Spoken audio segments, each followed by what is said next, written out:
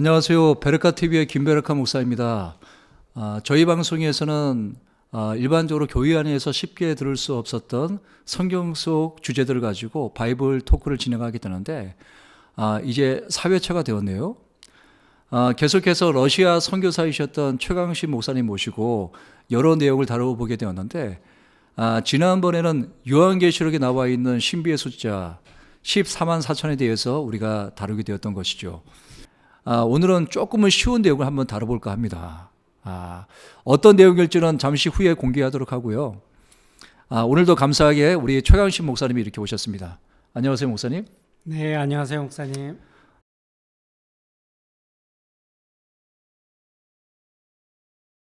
네, 어떻게 지내셨어요, 목사님? 네, 지난주가 추석이어서 네. 추석 때 집에서 편히 잘 쉬었습니다. 네. 이번에는 코로나 때문에 어디 다녀오시지 못하셨죠? 예, 어디 멀리는 못 가고 가까운 데는 뭐 친척 집 잠깐 방문했다가 그냥 돌아와서 집에서 거의 대부분 쉬면서 보냈습니다. 가까운 쪽에 또 친척이 계셨나 봐요. 예. 네. 목사님 바쁘신 중에 또 이렇게 자리해 주셔서 정말 감사드리고요. 예. 아까 제가 언급해 드렸던 것처럼 오늘은 조금 쉬운 내용을 좀 다뤄보면 어떨까 싶어요. 좋죠. 사실 그동안 조금 어려운 부분을 우리가 다뤘잖아요. 예, 맞습니다. 사실 가장 어려운 부분 중에 하나를 그러니까요. 우리가 다뤘죠. 그래서 이번에는 아주 쉽지만 그런데 성도들이 미처 생각하지 못했을 법한 그런 얘기를 다뤄보면 어떨까 싶어요. 예, 좋습니다. 어떤 내용일까요, 목사님? 궁금하시죠, 그죠? 사실 오늘 좀 다루고 싶은 내용은요. 이미 그 목사님 책에서 다뤘던 내용인데 우선 제가 퀴즈 하나 내볼게요, 목사님. 네. 일반적으로 이제 하나님에 대한 열심이 가득한 교회들이 열심을 내잖아요. 예. 1년에서 가장 열심을 내는 시즌이 언제일까요, 목사님? 아마 크리스마스부터 해서 아마 연말 그렇죠. 연초 이때가 맞아요. 아닐까요? 연말 연초 그때가 가장 바쁘고 또 가장 많이 열심을 낼 것 같아요. 그죠? 예, 맞습니다. 자, 그래서 이제 연초가 되면 교회들마다 여러 가지 행사들을 하면서 추진하는 것들이 있는데 그 중에 하나를 꼽자면 뭐 40일 새벽 기도가 있고 그 외에 또 다른 행사가 있는데 그러면 연초에 하는 행사 가운데 프로그램 가운데 가장 많이 하는 게 뭘까요, 목사님? 아마 요즘 이제 주변에는 교회들을 보면은 네. 연초에 성경 다독 네. 계획을 많이들 세우시는 것 같아요. 이번에도 목사님 맞추셨어요. 늘 준비가 돼 계신 것 같습니다. 네, 저희 교회마다 하고 있었거든요. 그러세요. 예. 맞아요. 저희 교회도 마찬가지입니다. 자, 그래서 이제 주로 많이 하는 것이 성경 통독, 성경 일독, 성경 읽기 이런 것들을 많이 하더라고요. 일반적으로 이제 성도들이 연초가 되면 그런 마음들을 먹잖아요. 정말 올해는 열심히 신앙생활 해봐야 되겠다. 그러면서 이제 기도에 대한 계획도 세우지만 올해는 꼭 성경 일독을 하겠다. 뭐 이독을 하겠다. 이런 열심을 품고 덤벼드는 사람들이 굉장히 많이 있는데 아쉽게도 막상 시작했다가 굉장한 의지를 갖고 시작했다가 중간에 포기하는 사람들이 너무나 많습니다, 목사님. 그렇죠. 창세기와 출애굽기까지는 어떻게 해보는데 그 이후로 넘어가지를 못하는 거예요. 그래서 중간에 포기하는 확률이 제가 볼 때 50% 이상이 될 것 같아요, 목사님. 예, 맞습니다. 자, 근데 그 이유가 뭘까요, 목사님? 일단 성경을 읽다 보면은 잘 이해가 안 되는 부분이 너무 많고요. 네. 또 조금 읽다 보면은 좀 지루하기도 하고 네. 또 내용 파악도 제대로 안 되고 네. 하기 때문에 계속 연결해서 어떤 내용의 흐름을 이해하고 읽으면은 좀 재미가 없더라도 그래도 어느 정도 읽을 수 있을 텐데 중간에 가다 보면은 무슨 얘기하는지 모르겠고 조금 전에 읽었던 내용과 전혀 연결이 안 되고 맞아요. 그렇게 하다 보니까 중간에서 포기하는 경우가 많이 생기는 것 같아요. 맞아요. 목사님 말씀처럼 흐름이 파악이 잘 되지 않고 그러다 보니까 지루함을 느껴서 포기하게 되는데 사람들이 성경을 읽어 나갈 때 방법에 대한 문제가 아닐까 생각해 봐요. 왜냐하면 우리가 책을 읽어 나갈 때 뭐 쉬운 책들은 금방 읽어 나가잖아요. 그렇죠. 읽고 나서도 내용이 기억이 나고. 예. 근데 어려운 책을 만나게 될 때는 읽혀지지도 않고 다 읽고 나서도 이게 무슨 내용이었지? 잘 이해가 되지 않는 경우들이 많이 있단 말이에요. 그렇죠. 자, 그런데 이제 저자가 이 책을 통해서 하고자 하는 그 메시지가 뭔가? 저자의 의도를 파악해서 저자가 말하고자 하는 것에 포커스를 두고 읽어 나가게 되면 결국 읽혀지게 되고 읽고 나서 이해가 된단 말이에요. 예. 그래서 이제 성경도 이런 관점에서 봐야 되는 것이 아닌가. 왜냐하면 성경도 결국은 하나님께서 우리에게 하시고 싶은 그 메시지를 성령의 음성을 통해서 기록한 것이기 때문에 원저자가 하나님이신 거잖아요. 그죠? 예, 맞습니다. 그러면 결국 하나님께서 이 성경을 통해서 우리 가운데 말씀하시고자 하는 그 핵심 메시지가 뭔가, 이런 관점에서 보게 되면 훨씬 성경을 읽어 나가는 것이 쉬울 수 있고 또 재미도 있고 그리고 이전보다 더 깊이 묵상할 수 있을 거라고 생각해요. 그렇죠.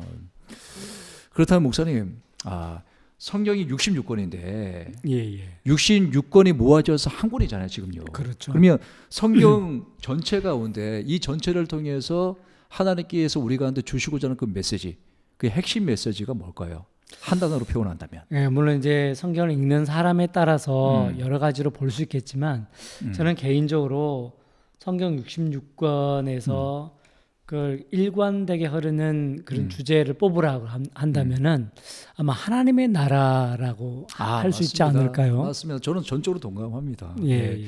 저도 목사로서 목사님 답변에 동의하고요. 당연히 그렇게 생각합니다. 왜냐하면 예수님께서 이 땅에 오셔서 전하셨던 그 복음의 핵심 메시지도 하나님 나라였거든요. 그렇죠. 계속해서 하나님 나라를 말씀하셨고, 그리고 사도행전 1장에서 보면 예수님께서 부활하시고 승천하시기 전까지 제자들과 함께 40일 동안 계시면서 그들 가운데 나누셨던 그 메시지도 일관되게 하나님 나라였단 말이에요. 예, 맞습니다. 그래서 복음의 핵심이 하나님 나라고, 그리고 성경 전체가 말하고자 하는 것도 결국 이 하나님 나라에 관한 메시지인 것을 저는 알고 있는데, 자, 그런데 방송을 시청하시는 분들이나 또 이제 일반 성도들 입장에서는 하나님 나라라고 하면 그냥 뭐 내가 믿었으니까 나는 구원받았어, 그래서 죽어서 가는 천국, 이런 식으로 해서 장소적 개념으로 생각하는 사람들이 의외로 굉장히 많더라고요. 예, 맞습니다.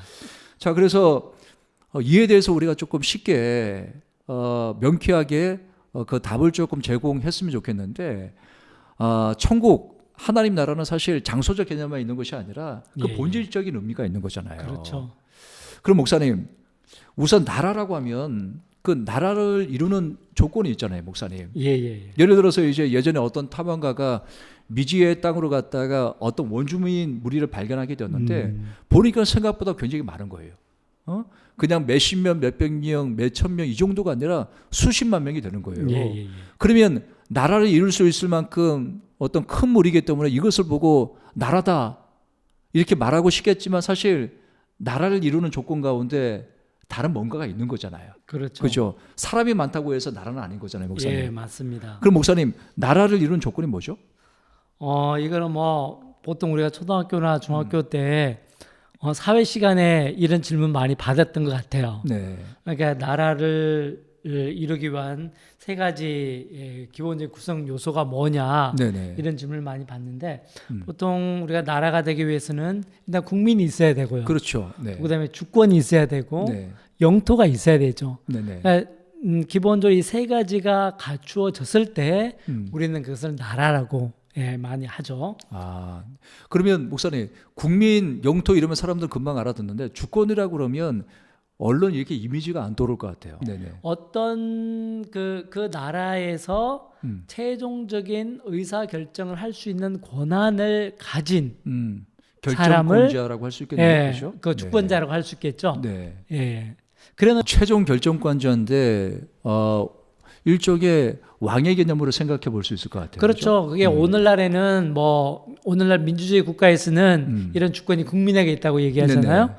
근데 우리가 조선 시대로만 그것을 올라가더라도 네. 조선 시대 그 조선이라는 나라를 다스리던 사람은 왕이었죠. 네네. 그러니까 왕 한 사람에게 네. 그 주권이 있었던 거죠. 네네. 그러니까 왕을 보통 주권자라고 할 수 있을 것 같아요. 네.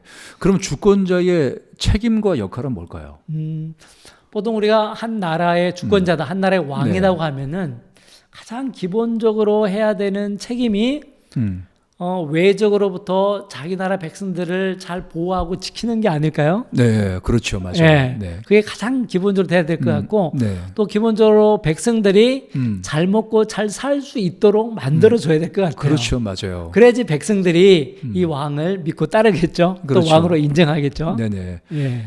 자, 그렇게 해서 이제 주권자가 백성들을 보호한다고 한다면 백성들 입장에서는 어떤 책임과 역할이 있을까요? 백성들 입장에서는 그 왕의 통치를 따라야 된다는 거죠. 네네. 쉽게 말하면 어떤 왕의 명령이나 네네. 왕의 지시에 대해서 네. 우리가 복종하고 순종해야 되는 네네. 그런 의무가 백성들한테는 있는 것 같아요. 네, 맞습니다. 그럼 주권과 백성을 그렇게 설명하셨다고 한다면 영토에 대해서도 조금 구체적으로 더 설명을 주시면 좋을 것 같아요. 영토라면은 쉽게 말하면 땅이라고 생각하면 될 것 네네. 같아요. 근데 그걸 좀 더 이제 고급스럽게 표현하자면 네네.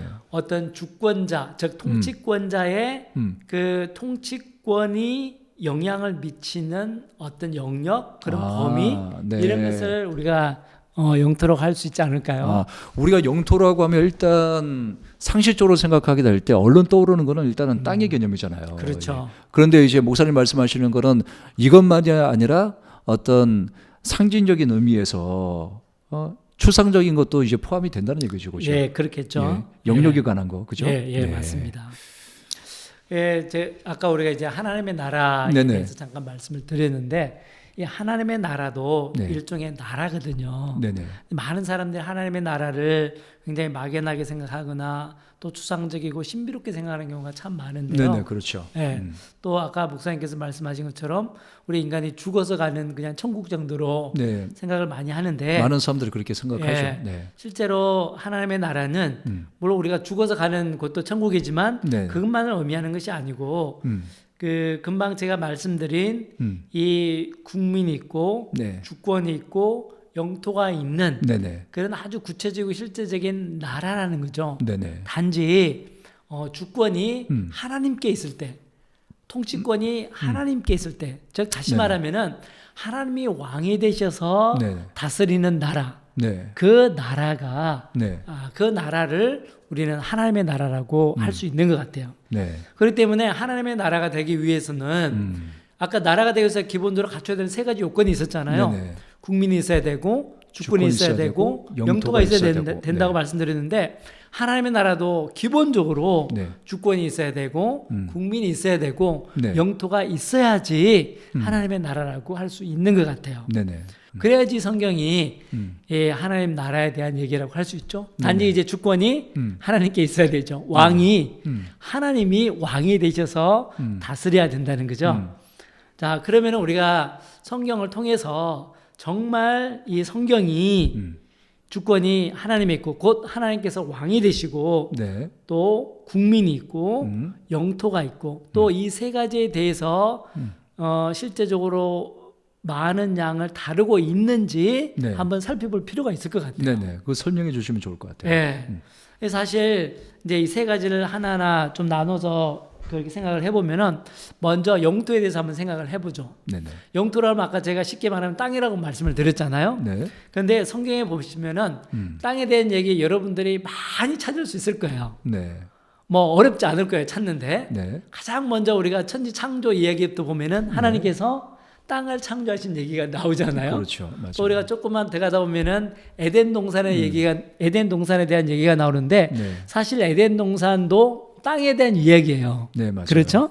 그리고 우리가 창세기를 조금만 더 읽어 가다 보면은 아브라함이라는 인물이 나오는데 하나님께서 아브라함에게 세 가지 약속을 하시는데 네. 그 세 가지 약속 중에 한 가지가 뭐냐면은 바로 땅에 대한 약속이에요. 네네.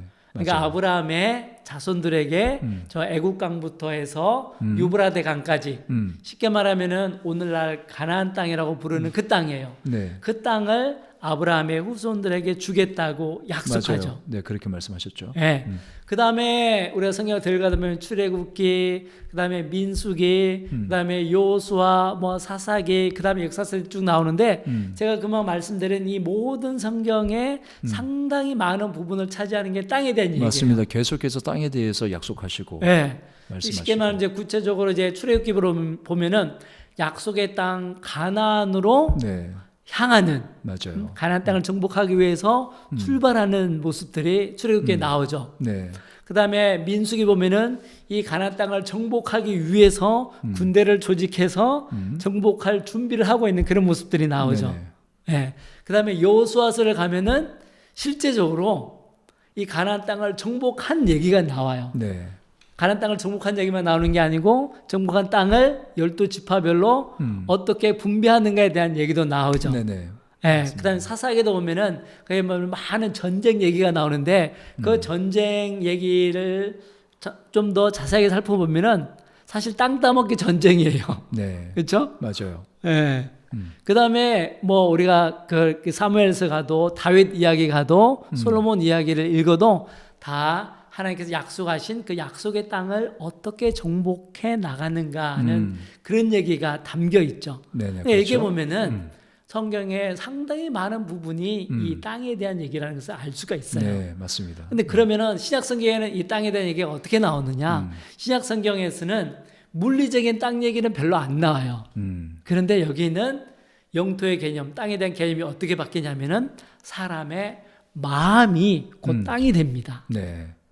그래서 우리가 한 사람 한 사람에게 전도를 해서 그 마음이 그 마음에 하나님의 통치가 임하도록 하면은 네. 그 땅을 정복하게 되고 땅을 확장하게 되는 거예요. 그런 의미에서 본다면은 구약 성경도 그렇고 신약 성경도 그렇고 그 땅에 대한 이야기로 가득 차 있는 것을 볼 수가 있죠. 왜냐하면은 이 땅이 있어야지 하나님의 나라가 되기 때문에 그렇죠. 예. 그래서 우리가 금방 살펴본 것처럼 성경에 이렇게 땅에 대한 얘기, 영토에 대한 얘기가 많고요. 네. 그 다음에는 또 성경에 많이 나오는 얘기가 이 국민에 대한 얘기도 참 많이 나와요. 네. 국민은 다른 말로 하면은 백성이잖아요, 그죠? 네. 백성인데 특별히 하나님의 백성이죠. 네. 예, 우리가 구약 성경에 보면은 하나님의 백성, 가장 대표적인 하나님의 백성이 어떻게 표현되어 있습니까? 바로 이스라엘이라는 나라, 이스라엘이라는 민족, 네. 또 이 12지파로 이루어져 있는 이스라엘에 대한 이야기가 많이 등장하죠. 네네. 거의 구약 성경 전체가 어떻게 보면은 이스라엘이라는 민족, 즉 하나님의 백성으로서 이스라엘이라는 민족에 대한 네. 이야기, 민족에 대한 역사가 바로 네. 구약 성경이잖아요. 네네. 그렇죠. 그때 어떻게 보면 구약 성경 전부가 이 국민에 대한 하나님의 백성인 이스라엘에 대한 얘기로 가득 차 있다는 거죠. 네네. 맞습니다. 뿐만 아니고 신약 성경도 마찬가지예요. 신약 성경은 뭐 제가 지난 시간에도 잠깐 말씀드렸지만 하나님의 백성이 곧 교회라고 얘기했잖아요. 네. 예.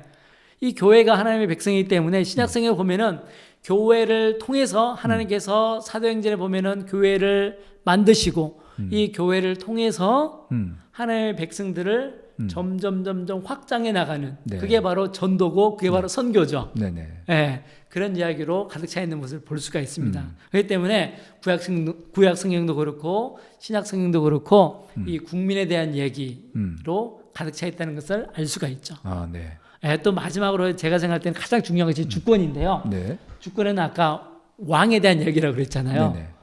예, 우리 성경을 한번 보십시오. 왕에 대한 이야기가 얼마나 많습니까? 굉장히 많죠. 그렇죠? 네. 우리가 창세기 천지창조에 대한 이야기도 보면 하나님을 어떻게 묘사하고 있어요? 창조주로 얘기하고 네. 있잖아요. 네. 이 우주 만물을 다스리는 왕으로서 하나님을 표현하고 있죠. 네네. 뿐만 아니고 하나님께서 우리 인간을 만드셨을 때도 네.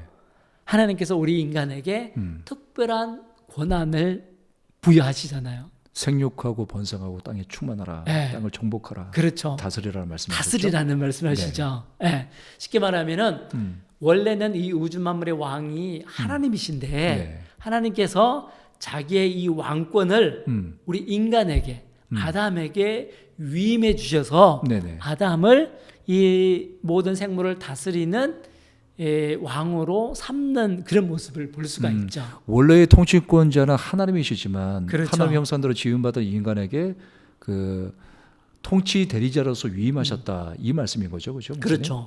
사실 이 내용은 이렇게 창세기만 나오는 게 아니고 네네.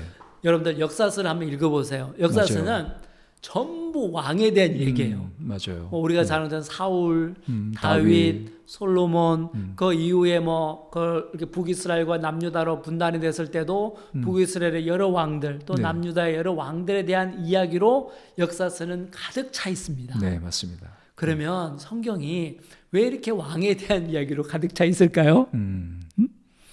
그것은 이 주권자가 바로 왕이신 하나님이시기 때문에 그렇습니다. 네. 근데 이거는 구약 성경만 그런 게 아니에요. 사실 우리가 복음서로 딱 이렇게 옮겨가 보죠. 네. 복음서에 이제 가장 먼저 등장하는 왕이 있어요. 여러분 누구신지 짐작이 되시죠? 네. 네, 복음서는 바로 유대인의 왕으로 오신 바로 예수님에 대한 이야기로 시작이 되고 네. 예수님에 대한 이야기로 가득 차 있는 것이 바로 복음서입니다. 네. 그렇죠? 네, 그럼요. 예, 이렇게 보면은 신약 성경은 물론이고 구약 성경도 전부 이렇게 왕에 대한 곧 주권자에 대한 이야기, 네. 곧 이 주권자가 왕이 여호와 하나님이시라는 얘기로 네. 성경은 가득 차 있다는 거죠. 네, 네. 그러니까 우리가 성경을 자세히 살펴보면 아까 얘기했듯이 영토에 대한 얘기, 땅에 대한 이야기, 백성이고. 국민에 대한 얘기, 백성에 대한 이야기, 그다음에 주권에 대한 주권자. 이야기, 왕에 대한 이야기로 성경은 가득 차 있다는 거예요. 네, 네. 그렇기 때문에 성경은 전체적으로 보면 바로 이 세 가지로 국민과 주권과 영토로 이루어진, 그리고 이 주권이 바로 왕이신 하나님께 있는 바로 하나님의 나라에 대해서 얘기하고 있다고 할 수 있죠. 네. 그럼 목사님, 우리가 살고 있는 이 시대에 예. 이 시대를 비춰서 설명한다면 하나님 나라를 어떻게 말할 수 있을까요? 우리가 지금 오늘날은 이런 금방 말씀드린 국민, 주권, 영토라는 개념에서 제가 아까도 말씀드렸지만 이 영토라는 의미를 약간 달리 생각할 필요가 있다 그랬죠. 네네. 구약 성경에는 이 영토라는 의미는 단순히 정말 물리적인 영토의 땅이었어요. 네. 그러나 신약 시대에 들어와서는 아까 제가 잠깐 말씀드렸듯이 인간의 마음으로 하나님께서 우리를 통치하시는데 하나님께서 단순히 물리적인 땅을 통치하시는 것에 그치지 않고 한 사람 한 사람의 마음에 이제는 하나님께서 들어오셔서 네네. 하나님께서 그 사람들의 마음, 그 사람의 의지를 다스리시거든요. 통치하시거든요.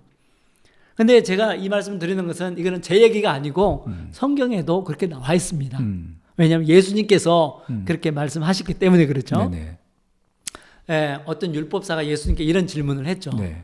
하나님의 나라가 네. 어디 있습니까? 네.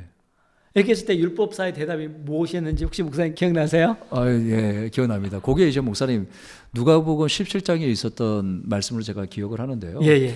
이제 예수님을 만나게 되었던 바리새인들이 예수님께 하나님 나라가 언제 임하는 것입니까라고 이렇게 묻게 그렇죠. 되는데 이때 예수님께서 하나님 나라는 여기 있다 저기 있다 하지 못하리니 하나님 나라는 이미 너희 가운데 임하였는데라 이렇게 말씀을 그렇죠. 했단 말이에요. 예, 그렇죠? 맞습니다.